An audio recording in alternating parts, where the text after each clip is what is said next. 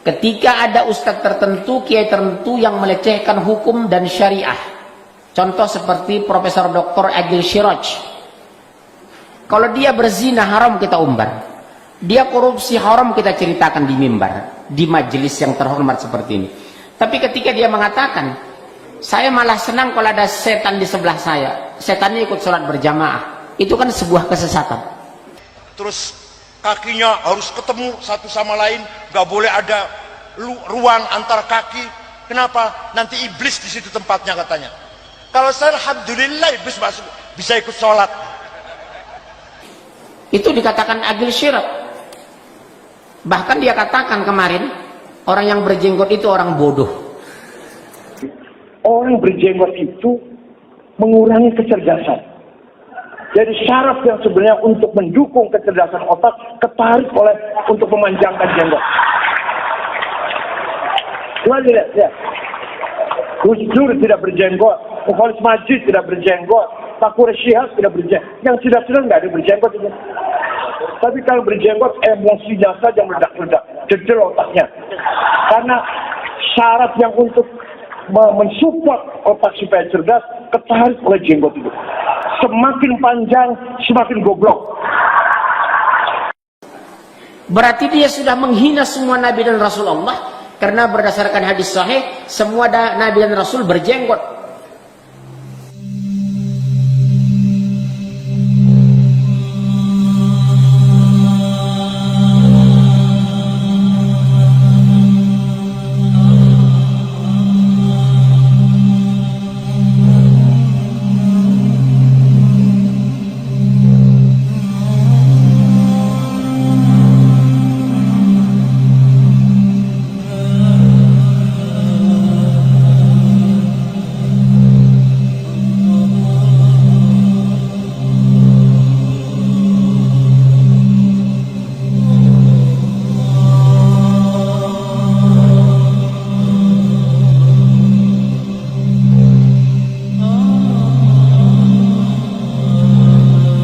Nauzubillah ini Pak. Rasul nyuruh lurus dan rapatkan shaf. Karena lurus dan rapat shaf bagian dari kesempurnaan sholat. Karena kalau kerenggang setan masuk. Dia bilang, syukur setan masuk ikut sholat jamaah katanya. Ini profesor Pak, pakar Quran ini. Ini boleh kita umbar namanya agar orang menjauhinya. Mengabaikan fatwanya. Tidak membaca tulisannya. Menghinakan dia. Jadi kita boleh menghina orang kalau dia menghina agama. Melecehkan syariah. Rasulullah pernah Pak, lihat di hadis sahih Muslim ini. Ketika ada seorang melecehkan Islam di mimbar Pak, ketika beliau hadir, sengaja dipermalukan Rasulullah. Anu bin Fulan, antum berdiri.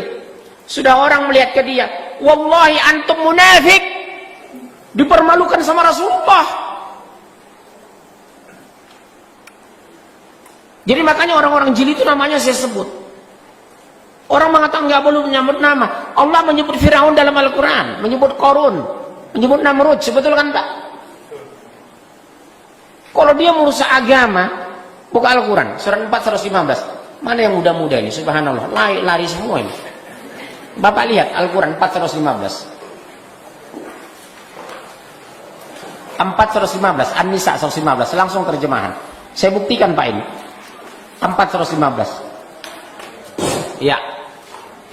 Dan barang siapa menentang Rasul Muhammad setelah jelas kebenaran baginya. Barang siapa yang menyimpang dari agama Allah dan Rasul setelah jelas kebenaran baginya, kuliahnya digontor, pesantrennya ditebu ireng, akidahnya benar, tapi apa kata Allah Pak? Terus. Dan mengikuti jalan yang bukan jalan orang-orang mukmin. Termasuk Agil Siraj itu bukan jalan orang mukmin, bukan jalan Rasul, bukan ucapan orang-orang soleh. Terus kami biarkan dia dalam kesesatan yang telah dilakukannya itu, dan akan kami masukkan dia ke dalam neraka jahanam, dan itu seburuk-buruk tempat kembali. Lihat Bu, kami biarkan dia leluasa menyebarkan kesesatan itu. Metro TV mengangkat, Kompas memberitakan, media-media kafir sepakat dan senang. Tapi apa kata Allah? Tempatnya adalah neraka jahanam. Kami biarkan dia. Memang terjadi pembiaran Pak, sunnatullah. Setiap zaman ada yang menantang kebenaran. Jadi Bapak jangan kecil hati. Tugas kita melindungi, menjaga diri dan berdoa. Semoga kita terlindungi dari aliran sesat dan pemahaman sesat itu. Betul ya Pak?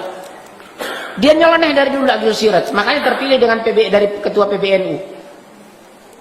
Allah biarkan dia leluasa menyebarkan kesesatan itu.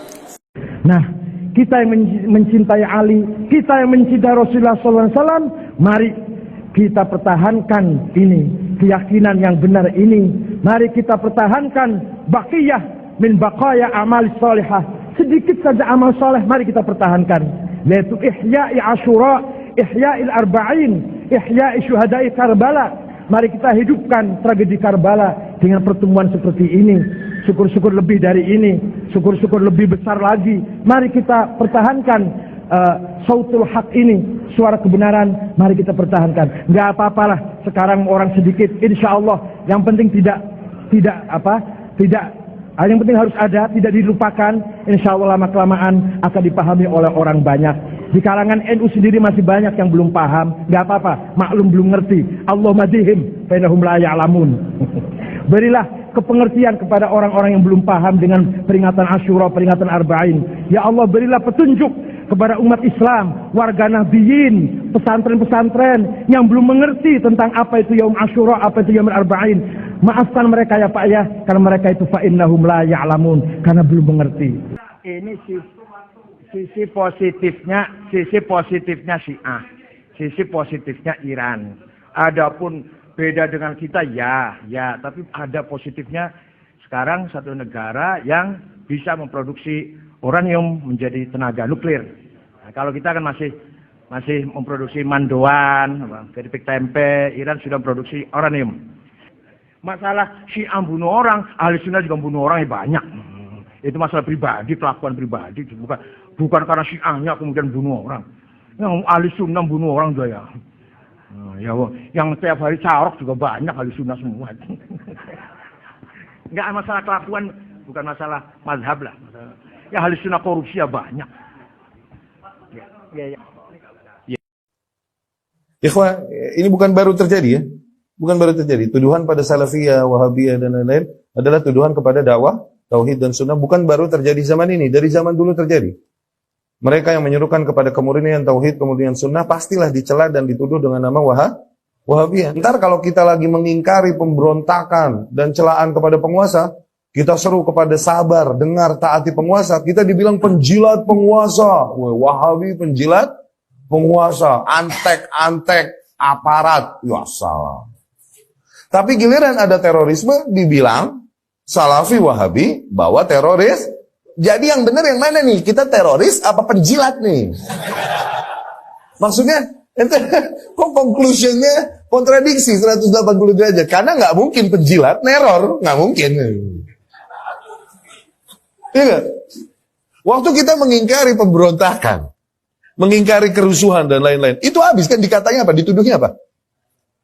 Penjilat, ya Sam, dibagi berapa ya sama Jokowi? Begitu habis. Habis kita habis. Habis. Sekarang giliran terjadi terorisme, dibilang Salafi juga yang ngajarin. Wah, lu bagaimana?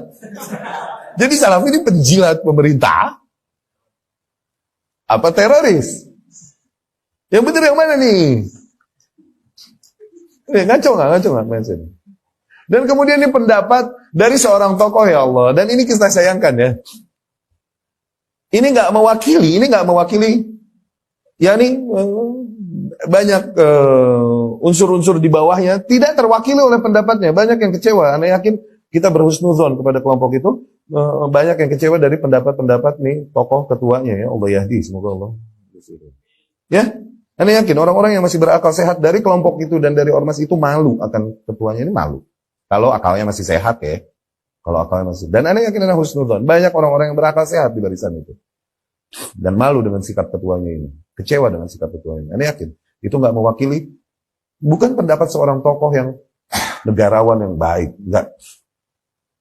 Ya. Ini pendapat seorang politikus culas saja yang suka curi-curi kesempatan. Kayak berubah.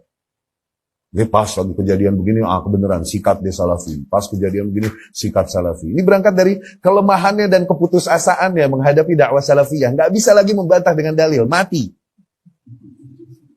Oke? Dan kemudian para pengikutnya pun lama-lama ikut ke dakwah salaf. Dakwah salaf terus berkembang dan berkembang, nambah banyak. Nambah ditekan, nambah banyak pengikutnya. Demikian dakwah yang hak sejak zaman Rasul sallallahu alaihi wasallam. Diazab kaum muslimin di Mekah 13 tahun, apa berkurang pengikutnya? Enggak, nambah banyak. Demikian yang terjadi di negeri ini. Dakwah salaf berkembang.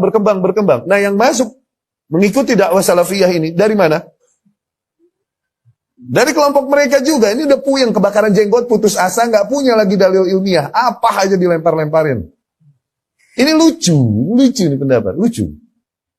Ya akhi, dakwah salafiyah dakwah yang diberkahi, bukan lain dakwah kita menyeru manusia kepada konsep dan metode beragama sebagaimana datang dibawakan oleh Rasulullah SAW, disampaikan oleh para murid-murid pertamanya, yaitu salafus saleh, para sahabat radhiyallahu anhum. Dan ini adalah dakwah kepada sunnah yang hak, dan ini adalah syariah. As-sunnatu hiya syariah wa syariatu hiya sunnah, seperti kata Imam Barbahari rahimahullah. Sunnah adalah syariah, sunnah ini adalah syariah secara keseluruhan. Syariah ini adalah sunnah secara keseluruhan. Maka mencela dakwah sunnah, mencela dakwah salafiyah, hakikatnya mencela syariah itu. Berangkat dari kebenciannya kepada sunnah Rasul sallallahu alaihi wasallam itu. Tidak akan perkataan demikian diucapkan oleh seseorang yang masih ta'zim, mengagungkan Rasulullah dan para sahabat radhiyallahu anhum, mikir-mikir untuk sampai kepada ucapan demikian.